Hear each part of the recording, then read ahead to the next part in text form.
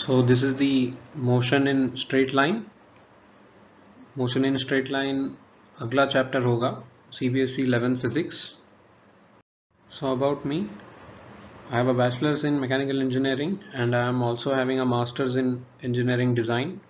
I have research experience and I am also GATE qualified. And if you want to know, सारे research experience यहीं पे लिखे हुए हैं. जब भी मोशन को बताया जाता है या अभी कोई भी मोशन को बताया जाता है इन फिजिक्स, हमेशा एक रेफरेंस के हिसाब से उसे बताया जाता है. कोई भी चीज़ कभी भी चलती है या उसे हम डिस्क्राइब करते हैं, एक स्टेशनरी पॉइंट होता है, उसे उस पॉइंट को हम कहते हैं रेफरेंस पॉइंट. और फिर जब बहुत सारे रेफरेंस पॉइंट्स हो जाते हैं, जब हम मेजर करने लगते हैं, तो हम एक पॉइंट को फ्रेम ऑफ रेफरेंस या इनर्शियल रेफरेंस फ्रेम कहते हैं. तो फॉर एग्जांपल इफ़ अगर कोई ऑब्जेक्ट या कार चल रही है, तो अगर हमें उसे डिस्क्राइब करना होगा तो एक इनर्शियल रेफरेंस फ्रेम या एक रेफरेंस पॉइंट या ओरिजिन पॉइंट हमें रखना होगा. इस पॉइंट के आगे या पीछे या इसके रेफरेंस में हम कहेंगे कि ये कार या फिर कोई और पॉइंट ऑब्जेक्ट या कोई ऑब्जेक्ट एक वेलोसिटी से जा रही है या फिर रेस्ट में है. अगर हमें ये डिफाइन करना होगा तो हमारा रेफरेंस पॉइंट हमें पता होना चाहिए. और ये यूजुअली जब भी हम रेफरेंस पॉइंट कहते हैं, वो रेफरेंस पॉइंट यूजुअली लोग ओरिजिन रख देते हैं और एक्सिस बना देते हैं, और ये एक्सिस अपने कन्वीनियंस पे डिफाइन किया जाता है. पाथ लाइन जो होता है, जब भी एक पॉइंट मूव करती जाती है फ्रॉम पॉइंट 1 टू लेट से पॉइंट 2, वो चलते चलते गया, अभी ये सेकेंड पॉइंट पर है, और जब वो चलते चलते जाएगा और जब थर्ड पॉइंट पर पहुंचेगा, ये जो लाइन फॉलो हो रहा है, इस लाइन को हम कहते हैं पाथ लाइन. ये पाथ लाइन आप इमेजिन कर सकते हैं, it is like a trace of let's say insect moving in a room. An insect जब रूम में मूव करते जाएगा, तभी वो जो लाइन ट्रेस करेगा उसे हम कहते हैं पाथ लाइन. अगर इसका और भी अच्छा एग्जाम्पल लेना है, तो अगर हमारे पास एक फ्लूइड मीडियम है और उस फ्लूइड मीडियम में एक एक मॉलिक्यूल्स है, और ये मॉलिक्यूल्स अपने आप से टकरा कर मूव करते जाएंगे, तो ये जो मूवमेंट होता है इसको ब्राउनियन मोशन कहा जाता है. तो ये जो मूवमेंट है, this is if you trace it, अगर इसे हम ट्रेस करते हैं एक एक पॉइंट, तो इसे हम पाथ लाइन कहते हैं. That's all. जब भी हम मोशन डिस्क्राइब करेंगे तो उस डिस्क्रिप्शन में हमें ये पता होना पड़ता है कि उसका फाइनल पॉइंट और एंड पॉइंट क्या था, क्योंकि कभी कभी हमें एनर्जी या कोई चीज़ कैलकुलेट करनी होगी, तो हमें एक क्वांटिटी का पता होना चाहिए, that is the distance between the first point और the starting point and the end point. पहले का इनिशियल कंडीशन और फिर फाइनल कंडीशन. इस डिस्प्लेसमेंट को, इस डिस्टेंस को हम कहते हैं डिस्प्लेसमेंट. तो let's say we have a point 1 and we have point 2 and we moved in this fashion. ये हमारा पाथ लाइन था, और ये जो डिस्टेंस हम नापेंगे from final position to end position और vice versa, this distance we call it as displacement. ये डिस्प्लेसमेंट एक इम्पॉर्टेंट क्वांटिटी है फिजिक्स में. When it comes to physics and जब वो इंजीनियरिंग की बात आती है, तो यहाँ पर वर्क डन या फिर एनर्जी की बात होगी. तो लेट्स से अगर हम बिल्डिंग पर हैं, एक ऐसे बिल्डिंग पर जिसमें सीढ़ियाँ हैं, हम लोग इस तरह मोशन करते हुए सीढ़ियाँ चलते हुए चले गए टॉप फ्लोर तक. लेकिन हम जब ग्राउंड फ्लोर पे थे, हमारा डिस्प्लेसमेंट था 0, और जब हम लोग टॉप फ्लोर पर चले गए, तब हमारा डिस्प्लेसमेंट होगा something let's say 10 metres. We went above, हम 10 मीटर्स ऊपर गए. लेकिन हमारा पाथ लाइन ये लाइन था जहाँ से हम initial condition to final condition चलते चलते चले गए. तो ये जो पाथ लाइन है, ये भी एक डिस्टेंस है. बट अगर हम एनर्जी कैलकुलेट करें, the potential energy gained would be mass times gravitation times the displacement. तो इस डिस्प्लेसमेंट को हमें लिखना पड़ेगा, ना कि पाथ लाइन. अगर हम पाथ लाइन से कैलकुलेट करेंगे तो वो गलत हो जाएगा, इसीलिए ये डिस्प्लेसमेंट क्वांटिटी काफ़ी इंपॉर्टेंट हो जाता है। पहली बात, जब भी हम फिजिक्स में एवरेज वेलोसिटी या एवरेज स्पीड की बात करेंगे, इसमें दो अलग अलग क्वांटिटीज़ की कंपैरिजन हो रही है। जब हम नया नया 11th स्टैंडर्ड में आते हैं तो हमें इसका अंतर पता नहीं होता, क्योंकि 10th स्टैंडर्ड तक हमने वेक्टर क्वांटिटी पढ़ा ही नहीं होता। तो इसमें सबसे इम्पॉर्टेंट या सबसे ज़्यादा महत्व वाली बात यह है कि वेलोसिटी और स्पीड दो अलग अलग चीज़ें हैं। इवन दो हम 10th में ये पढ़ लेते हैं कि velocity and speed are used interchangeably, but when we come to 11th standard, जब आप 11th स्टैंडर्ड में आते हैं, उसकी भाषा ही बदल जाती है। तो वेलोसिटी ऐसी चीज़ होती है जिसको हम एक डायरेक्शन दे सकते हैं, एक मैग्नीट्यूड दे सकते हैं और एक सेंस दे सकते हैं। ये जो सेंस वाली बात होती है, ये कोई बात बताता नहीं है, ये मैं और आगे बताऊंगा। सो एवरेज वेलोसिटी ये होगा कि अगर हमारे पास एक पॉइंट है, पॉइंट 1 एंड पॉइंट 2, और हमने ये पॉइंट कवर किया एक एक्स अमाउंट ऑफ टाइम में। सो वी वर एट, हम लोग t1 सेकेंड में 1 पे थे और t2 सेकेंड्स में 2 पे थे। तो हमारा एवरेज स्पीड जो होगा वो होगा x2 minus x1 divided by t2 minus t1। अब यहाँ पर गौर करने वाली बात ये होगी, यहाँ पर हमें एक नंबर मिलेगा, it would be a magnitude, it would B an average speed. मतलब इतना डिस्टेंस कवर करने के लिए हमने कितना टाइम खर्च किया, वो होगा हमारा एवरेज स्पीड। और यहाँ पर हमें सिर्फ एक मैग्नीट्यूड यानी एक नंबर मिलेगा। इस नंबर का कोई डायरेक्शनल इंपॉर्टेंस नहीं है, इसका कोई दिशा नहीं होगा। तो हम ये सिर्फ कहेंगे कि हमने ये पॉइंट से ये पॉइंट मूव किया और इतने स्पीड में हम चले गए, दैट्स ऑल। लेकिन जब हम वेलोसिटी की बात करेंगे तो हमें डायरेक्शन भी बताना पड़ेगा।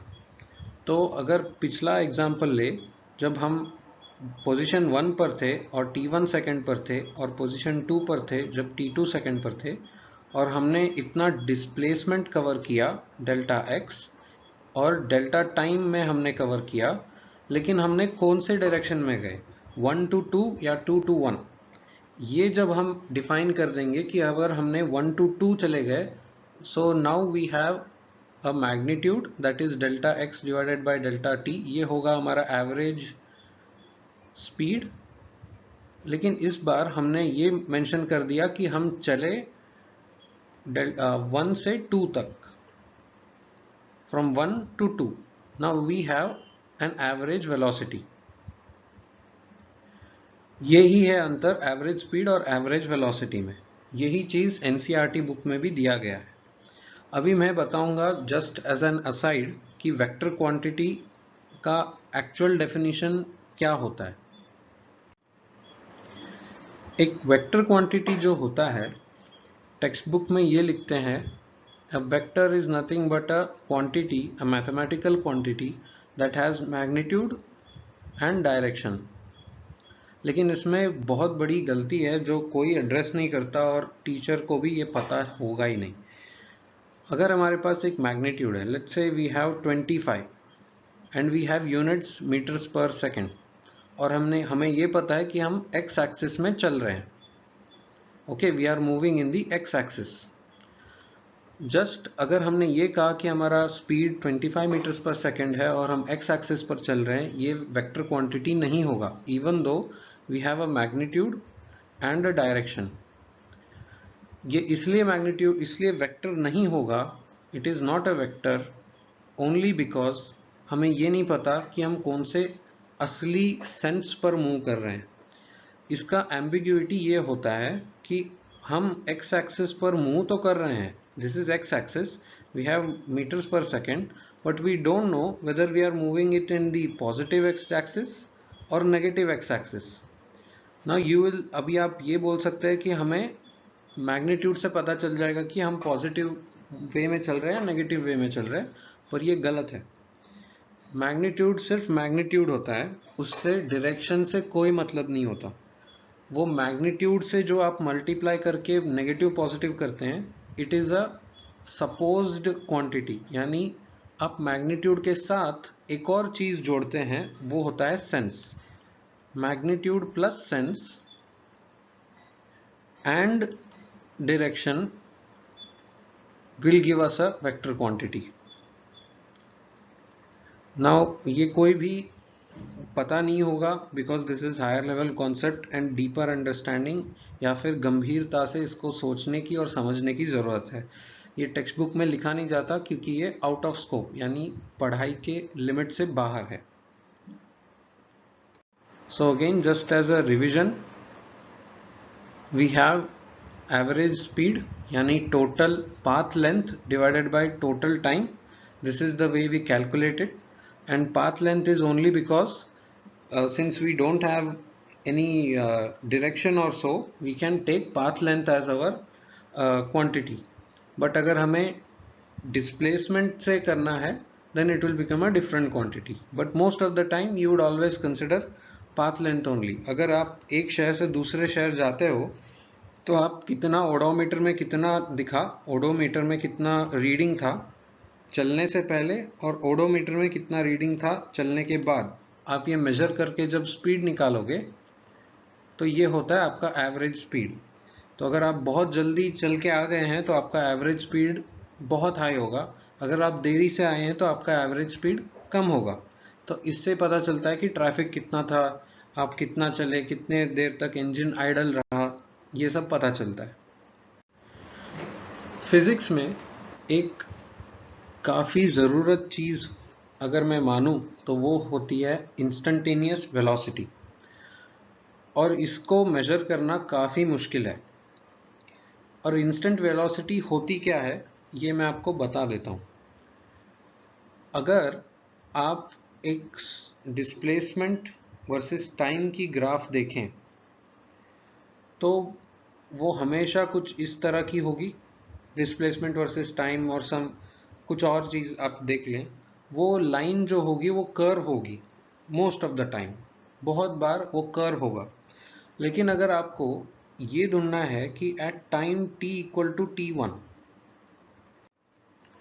तो आप इंस्टेंटेनियस नहीं ढूंढ पाएंगे. तो तभी आप वेलोसिटी कैसे निकालोगे इस समय पर, आप ये देखोगे कि यहाँ पर क्या डिस्टेंस था और यहाँ पर क्या डिस्टेंस था और इसको ट्रैवल करने के लिए कितना टाइम लगा, और आपने ये डिटरमाइन कर दिया कि x2 minus x1 divided by t2 minus t1, and this would be our velocity at closer to this point. लेकिन आप अगर देखें तो ये एक एवरेज क्वांटिटी है. लेकिन क्या पता कि इस पॉइंट पर, ये जो पॉइंट हम बना रहे हैं, ये पॉइंट पर असली वेलोसिटी क्या थी. ये प्रॉब्लम है फिजिक्स में. तो इसको हैंडल करने के लिए या इसको सुलझाने के लिए मैथमेटिशियंस ने जो बनाया था लिमिटिंग कॉन्सेप्ट, या Isaac Newton who had devised this, उसने क्या अज्यूम किया कि हम इंस्टेंटेनियस वेलोसिटी को एक ऐसा क्वांटिटी मानेंगे जहाँ पे हम ये कहेंगे कि जो टाइम का डिफरेंस होगा, टाइम का डिफरेंस को हम कहेंगे वो ज़ीरो की तरफ चलेगा. यानी ये क्वांटिटी इतना छोटा करेंगे then let's say the smallest quantity, that it is very very very very very small and it is almost closer to zero.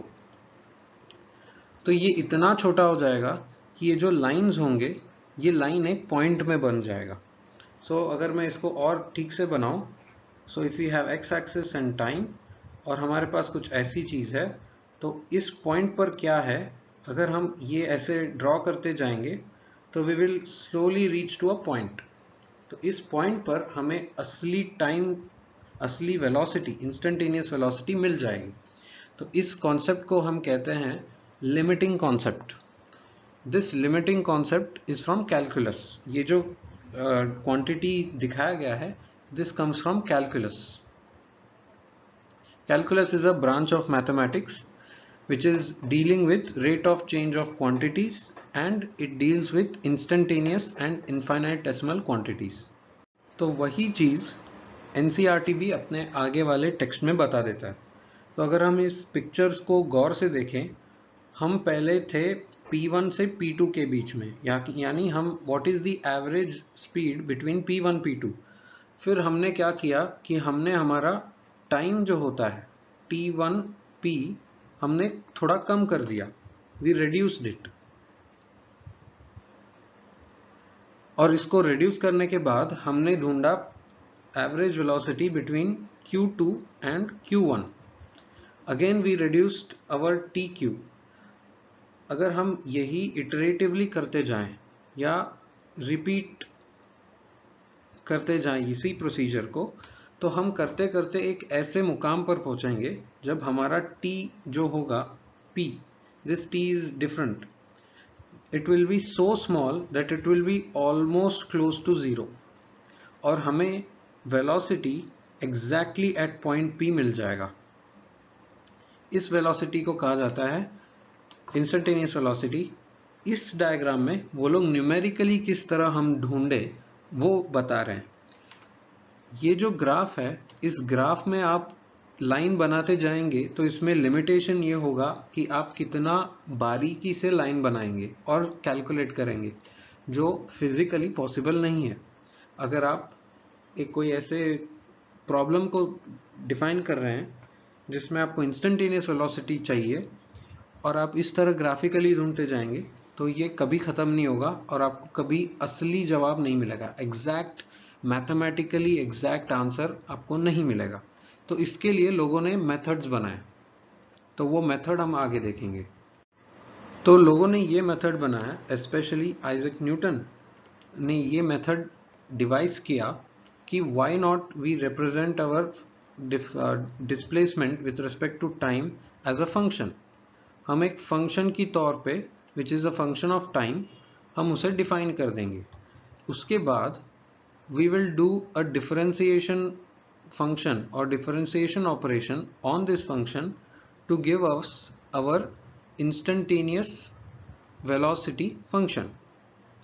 तो ये जो dx by dt जो सडनली लोग लिख देते हैं 11th स्टैंडर्ड में, किसी को कुछ समझ में नहीं आता, what it is nothing but limit of delta t tends to 0 of this function. So when we do this we get a differentiated function, यानी एक ऐसा फंक्शन जिसमें हमने हर एक टाइम इंस्टेंट पर delta t equal to tends to 0 कर दिया है.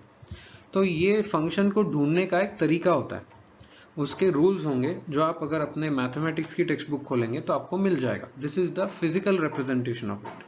तो इसमें क्या किया, यहाँ पर एक एग्जाम्पल प्रॉब्लम दिया. The position of the object is moving along the x axis and is given by x equal to a plus B t. अब इसमें अगेन एक्स एक्सिस उन्होंने कहा है इट इज एन अजम्पशन कि वो positive X axis पर ही चल रहा है, not negative X axis. And this displacement function is equal to a plus B T square. So अगर हम इसका ग्राफ ड्रॉ करेंगे तो a plus B T square would be something like there would be a function which would be at x, यहाँ होगा a और यहाँ होगा bt square. So when you add this function you will make a graph like this, x by t. So what they are saying is where a is equal to 8.5 meter and b is equal to 2.5 meter per second square and t is measured in seconds. What is the velocity at t is equal to 0 and t is equal to 2.0 seconds. अभी यहाँ पर भी graphically also you can see at t equal to 0 आप अगर इसका एक slope निकालें तो ये स्लोप इस पॉइंट पर 0 स्लोप है, यानी dx by dt is equal to 0. And when you look at it at t is equal to 0 हमारा v इज इक्वल टू 0 भी है. So our formulas and our explanation is matching. But आप अगर t equal to 2 पर जाएंगे, t is equal to 2, here it is very difficult to draw this slope by hand. तो what we do is we do mathematical operation. So dx divided by dt is equal to d by dt of a plus b t square. तो जब आप ये करेंगे, a is a constant, so differentiation of a constant would be 0 times b is a constant times फिर होगा 2 times t. ये t square को differentiate करने का formula है. And this formula you will find in the textbook, even in the maths textbook, that d by dt of x raised to n is equal to n x raised to n minus 1. तो यहाँ पर n equal to 2 है और 2 नीचे आ जाएगा exponent से, and we will multiply our normal variable raised to the power of 1 below the previous power. So t was 2, so 2 minus 1 is 1. So when you do this, now you have a formula for the entire velocity profile. और जब ये पूरा velocity profile यानी f dash of t का आपके पास formula आ गया, all you need to do is just input time in that formula and calculate the real instantaneous velocity. लेकिन वही चीज़ आप जब average velocity calculate करने जाएंगे, आपको असली velocity नहीं मिलेगा. वही same चीज़ उन्होंने आगे वाले question में पूछा है, which you can go through. This is not going to be asked. This average velocity thing will not be asked. The only thing that will be asked and may be asked is this formula. Just that यहाँ पर उन्होंने काफ़ी simple formula दिया है. Don't be surprised if they give you some complicated polynomial function to solve in the exam. Acceleration. Acceleration एक ऐसी mathematical quantity जो हम define करते हैं, that is rate of change of velocity with respect to time is known as acceleration. बहुत लोगों को बहुत गलत फहमी है इस acceleration के मामले में. अगर आपको सच में जानना है कि acceleration क्या होता है, जब आप गाड़ी में बैठें और आप अपनी accelerator दबाएं, तो आपको जो पीछे जाने की जो झटका मिलेगा, आपको जो कोई दबाव महसूस होगा, जिस कारण आप सीट के अंदर धंसते जाते हैं जब आप बहुत तेजी से एक्सेलरेट करते हैं, तो उस फीलिंग को या उस फिजिकल मोशन को हम एक्सेलरेशन कहते हैं. मैनी पीपल, बहुत सारे लोगों को ये लगता है कि जब आप बहुत तेज रफ्तार से जा रहे हैं तो आपको एक्सेलरेशन महसूस होगा. ये सरासर गलत चीज़ है. अगर आप बहुत तेज रफ्तार से जा रहे हैं तो वहाँ पर होगा ज़ीरो एक्सेलरेशन. जब आप वेलोसिटी को बदलेंगे तब आपको मिलेगा एक्सेलरेशन. सो द सबसे आसान तरीका जो होगा वो है, अगर आप एक वेलोसिटी से चल रहे हैं at t equal to 1 second और t इंस्टेंट, अगर आपने अपनी गति को बदला यानी अपने वेलोसिटी को बदला, now your new velocity at t equal to some other second, the physical phenomena that is experienced is acceleration. So इसको मैथमेटिकली इस तरह डिटरमाइन किया जाता है कि आपके पास एक क्वांटिटी है एक्सेलरेशन, ये भी एक वेक्टर क्वांटिटी है. So velocity is also a vector quantity. So the way they define average acceleration is the same way we define average velocity. जिस तरह वेलोसिटी को एवरेज डिफाइन किया गया था, उसी तरह एवरेज एक्सेलरेशन को भी डिफाइन किया जाता है. एंड ऑलवेज रिमेंबर, यहाँ पर उन्होंने delta we by delta T लिखा हुआ है. डेल्टा का मतलब ये होता है कि वो क्वांटिटी छोटी है, पर इतनी छोटी भी नहीं है कि वो ज़ीरो के साथ कंपेरेबल हो. वो इतना छोटा नहीं हो सकता कि वो 10 रेज टू -28 या 10 रेज टू -30 इतना छोटा नहीं होगा. It will be sizeable and closer. It will be at the order of 10 raise to -3 to 10 raise to -4. That is the basic assumption in engineering. जब इंजीनियरिंग करोगे, अगर किसी ने डेल्टा लिख दिया तो उसका ऑर्डर इतना से ज़्यादा नहीं होने वाला. ओके. और इसका यूनिट जो होगा वो होगा मीटर पर सेकेंड स्क्वायर. अगर आपने पिछली वीडियो देखी होगी तो उसमें अगर आप डिमेंशन ऑफ एक्सेलरेशन निकालोगे, then you will find the dimensions like this. This is the dimension of acceleration, but this is average acceleration again. तो जिस तरह हमने इंस्टेंटेनियस वेलोसिटी पता किया, उसी तरह हम इंस्टेंटेनियस एक्सेलरेशन को भी पता कर सकते हैं। उसका भी तरीका सेम है। आपके पास इंस्टेंटेनियस क्वांटिटी मिलेगी एक्सेलरेशन, एंड आप एक लिमिट लगा दोगे कि हमारी डेल्टा टी जो है वो जीरो को अप्रोच करेगी, हमारे पास वेलोसिटी होगा, चेंज इन टाइम होगा, and time as it approaches zero हमें मिलेगी exact derivative of our velocity. So derivative of velocity is acceleration and derivative of position is velocity। तो वो इस तरह होगा, इसका हायरार्की इस तरह है। अगर हमारे पास एक फंक्शन है डिस्प्लेसमेंट का और हमने इसको डिफरेंशिएट किया with respect to time, then we will get velocity, instantaneous velocity। If we have instantaneous velocity with respect to time and we differentiate it, then we will get instantaneous acceleration। तो इसका जो direction होगा, so the deeper and deeper you differentiate, the higher quantities you start to get। And just as a side note, इसी process को अगर हमने reverse कर दिया, अगर एक्सेलरेशन को हमने इंटीग्रेट कर दिया from zero to some quantity with respect to time, we will get velocity. And इसी तरह अगर हमने इंटीग्रेट कर दिया zero to some quantity the velocity with respect to time, we will get the position.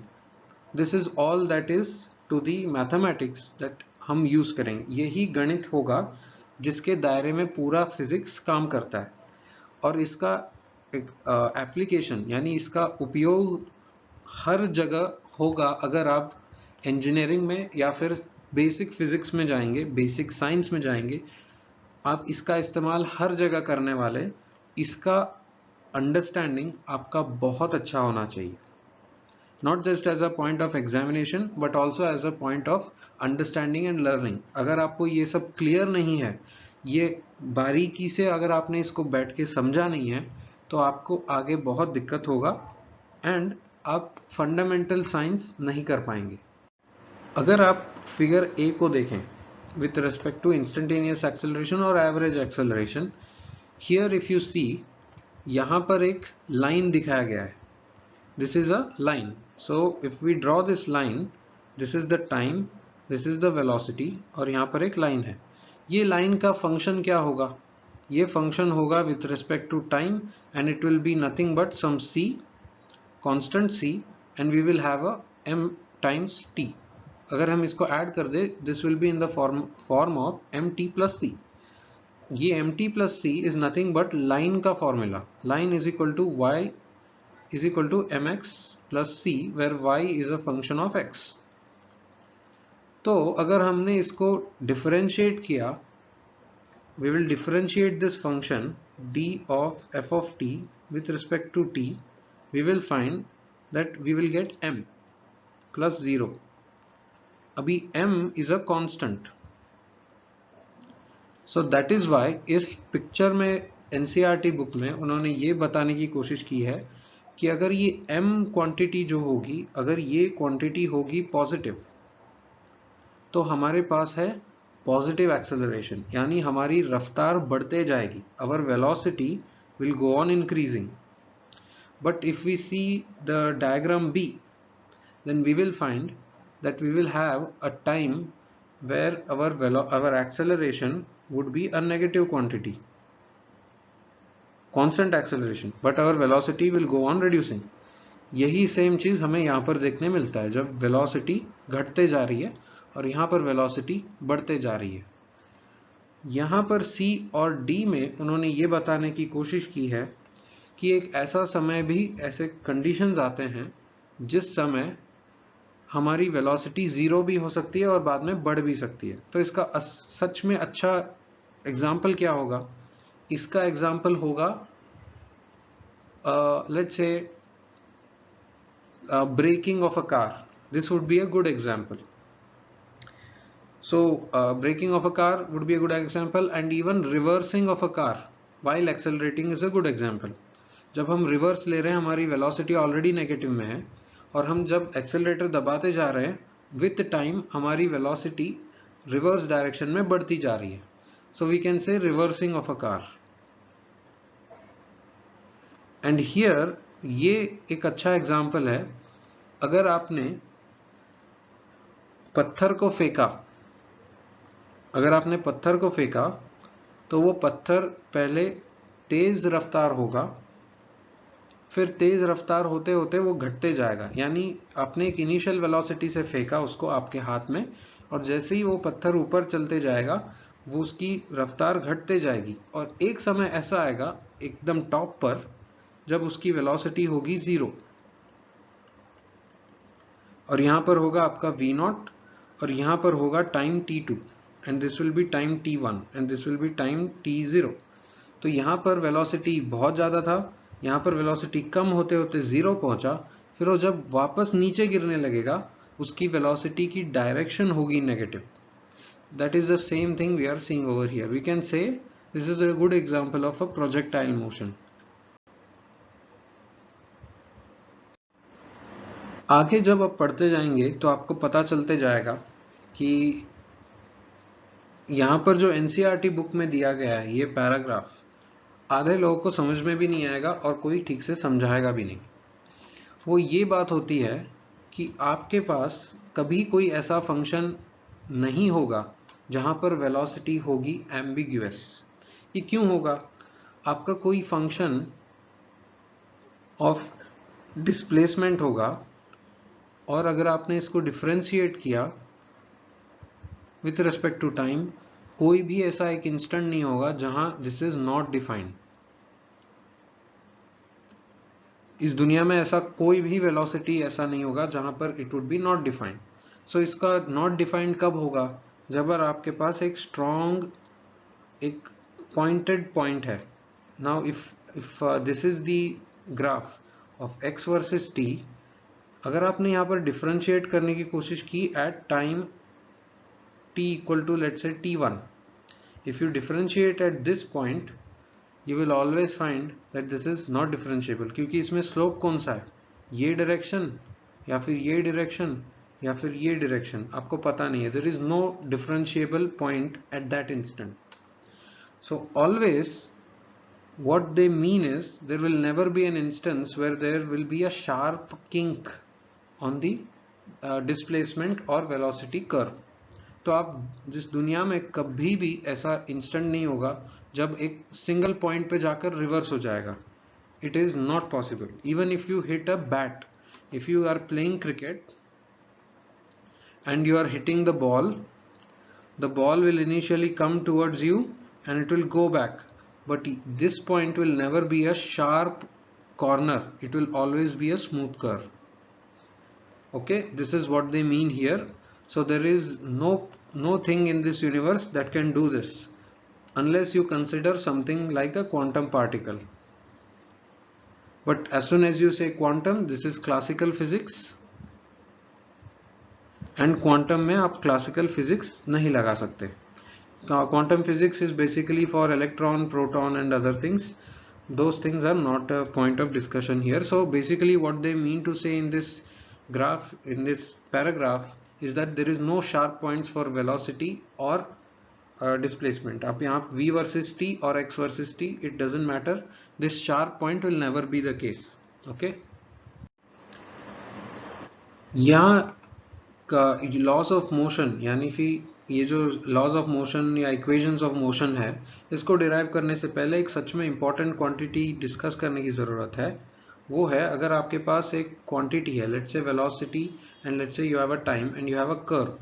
So when we have this curve, ये curve के नीचे का जो भी एरिया होगा वो area would be nothing but your velocity times time, which would be displacement और distance depending on it. Both are interchangeable based on situations. तो अभी अगर आपको एरिया कैलकुलेट करना होगा then you will be using standard formulas. Like अगर आपके पास rectangle है तो आप रेक्टेंगल का फॉर्मूला लगाकर area is equal to a times b कर दोगे. अगर आपके पास ट्रायंगल है तो आप ट्रायंगल का फॉर्मूला लगाकर you will do half into a into b. But the thing is ऐसे कंडीशंस हर बार नहीं आने वाले. और इसको सॉल्व करना होगा भी नहीं। और इसको मैं एक्सप्लेन करता हूँ कैसे। लेट्स से आपके पास एक कर्व क्वांटिटी है, लेट्स से पैराबोला। अगर ये कोई कर्व है तो आप इसके नीचे एरिया किस तरह ढूंढोगे?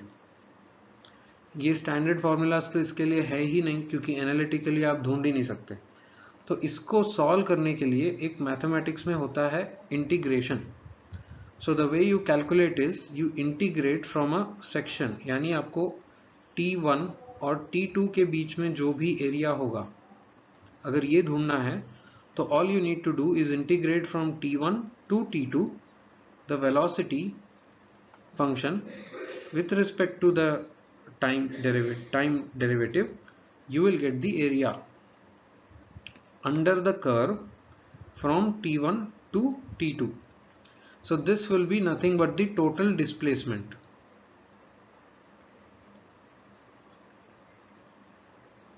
तो इसी का फायदा उठाते हुए Newton actually derived these laws of motion, which you are going to see in a few moments. If you have a condition, अगर आपके पास एक कंडीशन है of constant acceleration, which is most of the time, क्योंकि अगर हम देखें तो हमारे सारे कैलकुलेशंस ग्रेविटी के साथ ही होगा, हम कोई एक्स्ट्रा ग्रेविटी का इस्तेमाल नहीं करेंगे। So gravity is usually constant depending on where you are on the earth. So if you have that condition, अगर आपके पास ऐसा कोई कंडीशन है तो आपके पास एक ऐसा सिचुएशन जरूर होगा where this would be a line, where this would be a straight line, okay, and आपके पास एक इनिशियल वेलोसिटी होगा। आप इनिशियल वेलोसिटी यानी जिस रेफरेंस फ्रेम से आप स्टार्ट कर रहे हो उस रेफरेंस फ्रेम पर जो वेलोसिटी था उस टाइम पर आपने रिकॉर्ड किया, and then later you stop the recording at some t1 or something. So you have a graph of velocity versus time. तो इसमें क्या होगा, what you can do is you can basically divide this area under the curve in two sections. This would be a triangle and this would be a rectangle. So what is the distance traveled by this at this instant? If you calculate, you will arrive at this. So the way you do it is in this manner. So you have v0 and you have v, let's say v1 at time t1 and you have t0 and t1. So अगर आपने यहाँ पर इसका formula derive किया, straight line का formula derive किया, which is y equal to mx plus c. So y would be your v, your m would be your v1 minus v0 divided by t1 minus t0. X will be your time plus C will be V0. So when you do this, आपको पता चलेगा ये V1 minus V0 by T1 minus T0 is nothing but A times T plus V0. So your this law of motion or kinematic equation for uniformly accelerated motion would become V equal to U0 plus AT, where U0 is nothing but V0. Many people in physics would write U for a initial condition, but you can write V0 also, like it is shown in the NCERT textbook. So for deriving this equation, what you do is the way I explained last time, where you have this graph and you have this line here, constant acceleration straight line. So what you do is you divide it in terms of a rectangle and a triangle. So you would have a time stamp here at t1 and you would have this velocity here which would be close to v1. So you divide this. So the area under this rectangle is nothing but v0 times t1. Okay, so when you have this v0 times t1, you find the rectangle area. But what is the area under this triangle? So अगर आप देखोगे, half into base is nothing but your what do you say, base is, so now the base is T1 minus T naught times V1 minus V naught, and here also it should not be just T1, T1 is equal to T1 minus T naught only. So this whole thing is equal to x, which is displacement. So displacement हो गया x equal to V naught times T1 minus T naught plus half of T1 minus T naught times V1 minus V naught. So now if you multiply and divide by T1 minus T naught, you will arrive at this equation, which is nothing but you multiplied and you divided it, just this one. So you convert T1 minus T naught plus, here it will become half into acceleration times time square. This is all that is to calculate this. So when you multiply divide, it does not make any difference because it will get cut. Now तीसरे equation को अगर हम derive करना चाहे graphically, तो इसमें थोड़ी दिक्कत हो जाती है. NCERT book has made a very good job of confusing people. उसका कुछ खास व्हाट यू से, कुछ खास उसका डेरिवेशन या इतना मैनिपुलेशन नहीं है जितना उसका अंडरस्टैंडिंग है. अगर हम इसको गौर से देखें, we can draw a line in the middle. ये जो ट्रायंगल है यहाँ पर, ये ट्रायंगल को अगर हमने यहाँ पर बना दिया, then it will be having the same area.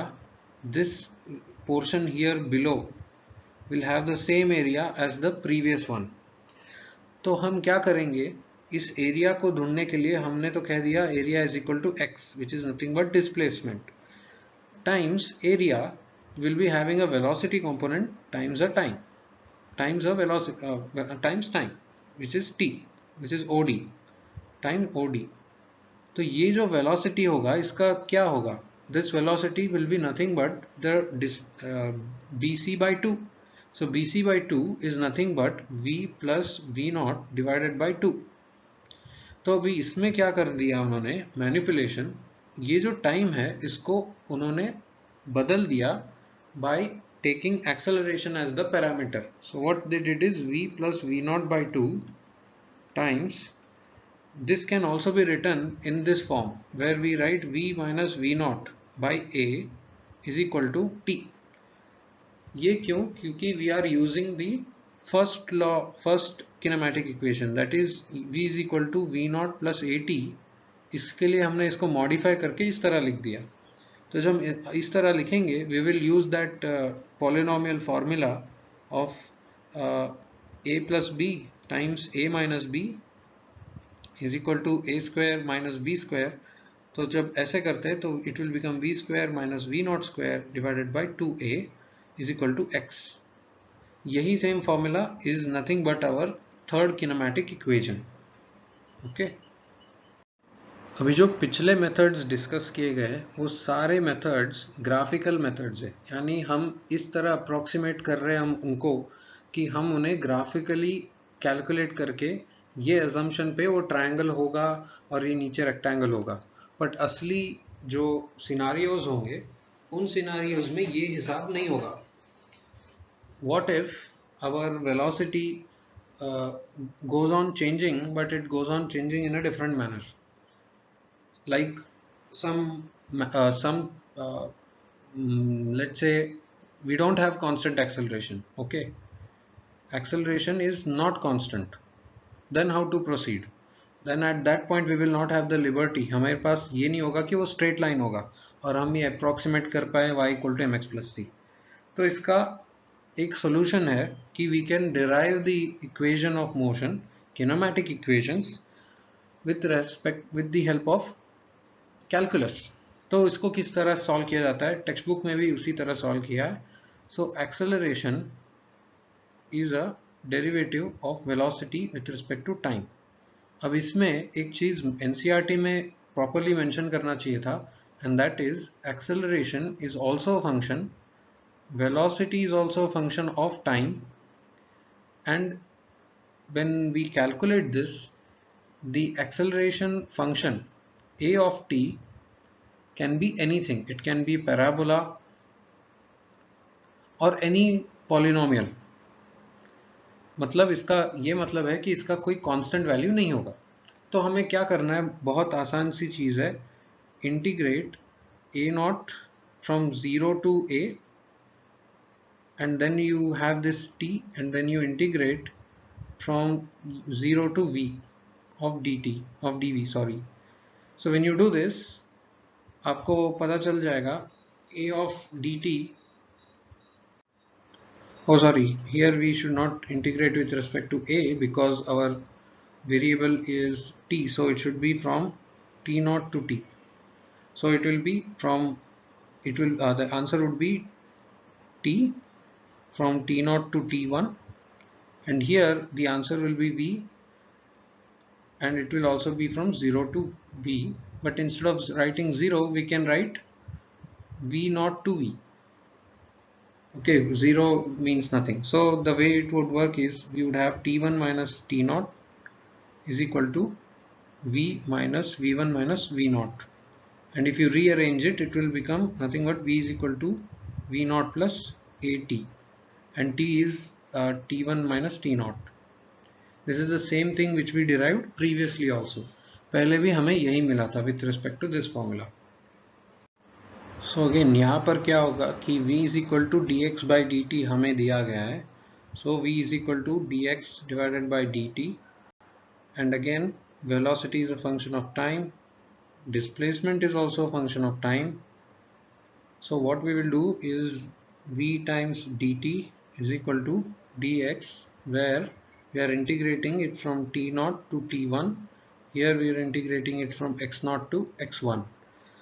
अभी यहाँ पर v is equal to v naught plus at, ये लिखना बहुत important हो जाता है क्योंकि v is a function, like I had mentioned here. v is a function which is in the form of this, where it is a form of time. Time यहाँ पर होगा क्योंकि हम सिर्फ टाइम के साथ इंटीग्रेशन कर सकते हैं, और यहाँ पर कोई टाइम वेरिएबल नहीं है, and we can not leave v as a constant. v constant नहीं होता, v एक फंक्शन है, इसलिए उसको फंक्शन उसका डाल दिया. उसके बाद हमने इंटीग्रेट कर दिया इस साइड का भी, and when we integrate this part we would again get यहाँ पर again t1 minus t naught plus half of a t square. जब यहाँ पर होगा तो यहाँ पर हम करेंगे t1 square minus t naught square. So t naught equal to 0. So what we will do, v t1 plus half a t1 square equal to x1, given the fact that x0 is also 0. इस तरह हम इसको derive करते हैं. And also here again we do the same gimmick. A is equal to dv by dt, and यहाँ पर वो लोग chain rule का इस्तेमाल करते हैं. Chain rule is nothing but a hierarchy of functions and the way we derive it. इसका exact meaning ऐसा है कि this is our acceleration. Acceleration is dependent on another function which is function of velocity. It is also dependent on time. Velocity is dependent on displacement function, and this also is dependent on time. So what we can do is हम उसको chain में differentiate कर सकते हैं. We can differentiate velocity with respect to distance and then distance with respect to time. So that is why when we differentiate velocity with time, like velocity with time, if we do, we can differentiate it first with x and then with y. That is what we do here. तो यहाँ पर क्या हो जाता है, we get a function in this manner, v times dv by dx. So what we can do, we can take a into dx one side and then v into dx on the other, dv on the other side. So we know that a is a function of time and x is also a function of time, but यहाँ पर हम differentiate with respect to x करने वाले. But since a is a function of time and not x, we can consider a as a constant.